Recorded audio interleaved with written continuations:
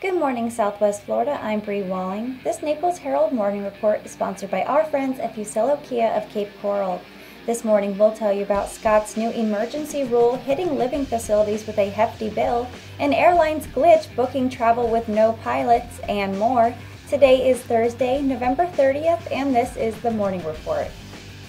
Governor Scott's mandate that all assisted living facilities have generators and 96 hours of backup fuel will cost the industry about $280 million. But because the majority of residents in assisted living facilities are self-paid and don't rely on Medicaid, the providers won't be able to recoup Medicaid funding to help offset the generator costs. The Department of Elder Affairs published a summary of the estimated costs on Wednesday after it received a 3-page letter flagging potential problems with the proposed rule.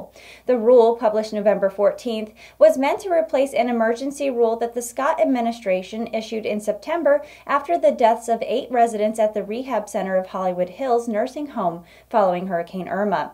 The Broward County facility lost its air conditioning system September 10th in the storm, and multiple residents died in the following days.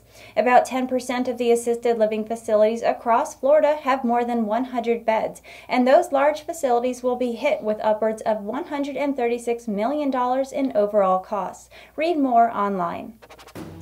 American Airlines is scrambling to find pilots to operate thousands of flights over the busy Christmas holiday period after a glitch in the system used to schedule crews. A spokesman for the airline said Wednesday that American expects to avoid canceling flights by paying overtime and using reserve pilots.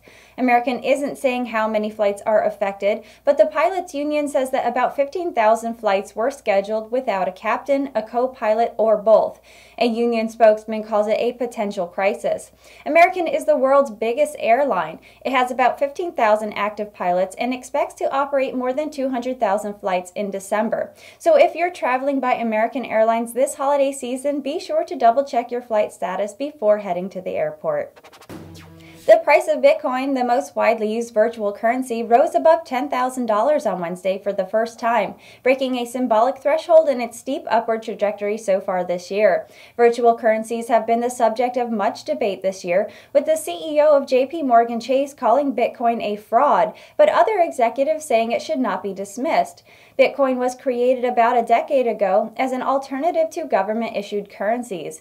It and other virtual currencies were initially used as a method of payment, particularly to buy illegal goods and services online. But in recent months, they've become a hot investment among speculators with less dubious intentions.